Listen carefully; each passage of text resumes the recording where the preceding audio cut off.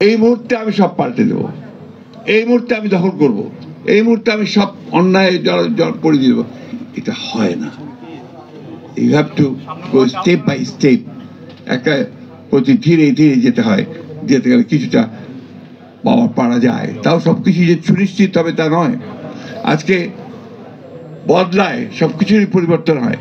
আজকে সোভিয়েত ইউনিয়নে বিপ্লব হয়েছে, সে বিপ্লব তখন সত্যিকার অর্থেই গোটা পৃথিবীর নির্যাতিত মানুষের সামনে সেটা একটা স্বপ্ন ছিল, যে সোভিয়েত ইউনিয়নের বিপ্লবের মধ্যে দিয়ে, লেনিনের কথার মধ্যে দিয়ে সেই যে বিপ্লব প্রতিষ্ঠিত হলো, সমস্ত জন্য মানুষের ভাগ্য পবিত্র হবে, গরিব লোক অনেক ভালো থাকবে, এটাই ছিল ব্যাপারটা। কিন্তু দেখা কি গেল, কিছুদিন পরেই, বেশ কিছুদিন পরেই ওখানেও সেই সমস্যা তৈরি হলো, সোভিয়েত ভেঙে গেল।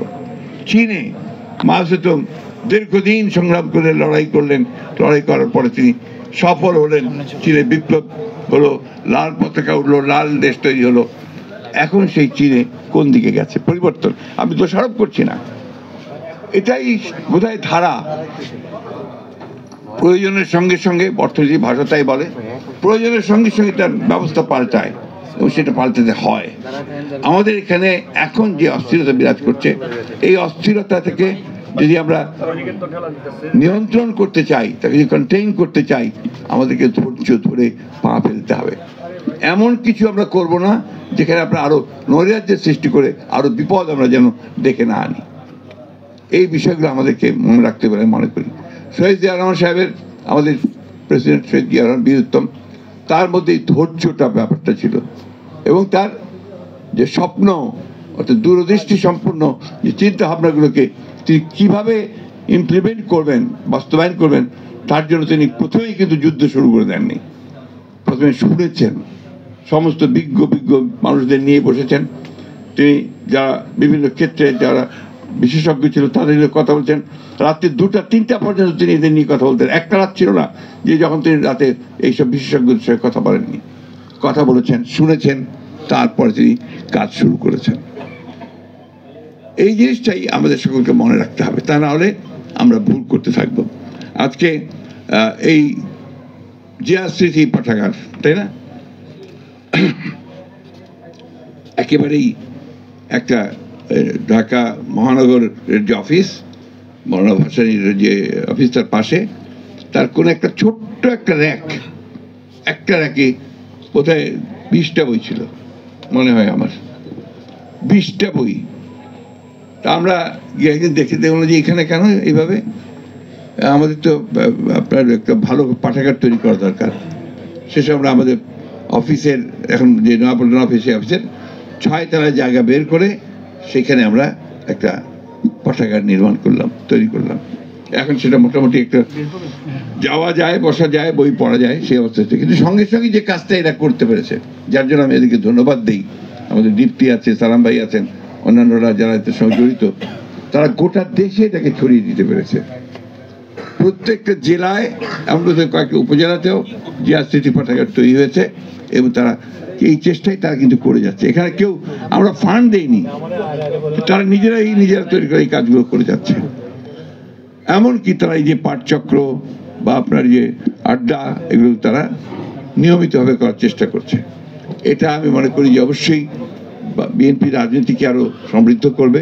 বিএনপিতে যারা জ্ঞান চর্চা করে তাদের সংখ্যা বাড়াবে, ওটা আরেকটা সমস্যা। কিন্তু রাজনীতিতে আমাদের বর্তমান রাজনীতি কিন্তু লেখাপড়ার ব্যাপারটা একদমই নাই, একেবারেই নাই। একটু লেখাপড়া যারা ভালো করে তাদেরকে ঠাট্টা করে কি বলা হয় জানো? আঁটেল। ঠিক আছে, তো এই পরিবেশে স্বাভাবিকভাবেই এরা যে কাজটা করেছে, এটা দুঃসাহসী কাজ করেছে এবং তারা সফল হয়েছে। আমি ধন্যবাদ জানাই তাদেরকে। আর আমি আগে বলেছি যে আমাদের রীতা আপা, তিনি ইতিমধ্যেই আমাদের ঢাকা কাছে একটা চমৎকার লাইব্রেরি করেছেন। এরকম লাইব্রেরিতে অনেকখানি খুব সুন্দর সুন্দর করে উঠেছে, আপনারা সেটা দেখবেন। আমি কথা বেশি বাড়াবো না, আমি একটা কথাই শুধু আপনাদেরকে শেষ কথা বলতে চাই, যে কখনো ধৈর্য হারাবেন না, আশা হারাবেন না।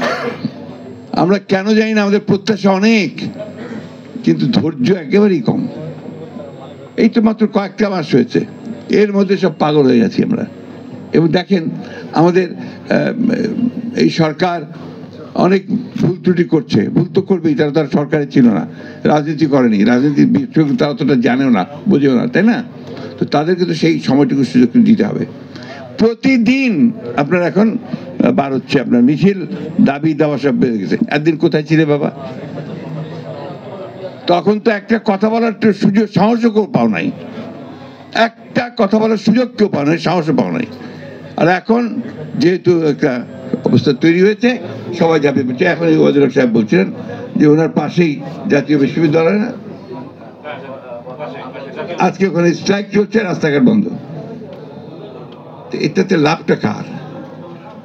এটাতে এই দেশের, এই সমাজের, এই মানুষের কোন লাভ হবে না। ধৈর্য ধরে যাই, সামনের দিকে যাই। অনেক ত্রুটি আছে, আমি বিশ্বাস করবো, তো অনেক ত্রুটি তো নিয়ে এসছে, একটা জঞ্জালের মধ্যে এসছে, একেবারে ধ্বংসপ্রাপ্ত জঞ্জাল। চিন্তা, আমার ধারণা ছিল যে এটা এত খারাপ হয়ে গেছে। এই আপনার পরিবর্তনের পরে যখন আমরা দু একটা জায়গায় খোঁজ খবর নেই, অফিস আদালতে খোঁজ খবর নেই, ভয়াবহ কাণ্ড, ভয়াবহ দুর্নীতি, চুরি, ব্যক্তিগত স্বার্থ ছাড়া আর কোনো চিন্তা নেই সরকারি আমলাদের মধ্যে। বলতে আমি বাধ্য হলাম, দুঃখিত। তো এই অবস্থার পরিবর্তন তো আপনার এত দ্রুত হবে না, একদিনে হবে না। ধৈর্য ধরেন, স্ট্রাকচার আমরা খাড়া করি, গণতান্ত্রিক একটা স্ট্রাকচার খাড়া হোক। সেই স্ট্রাকচার খাড়া হলে নিশ্চয়ই আমরা আপনার সামনের দিকে এগিয়ে যেতে পারবো।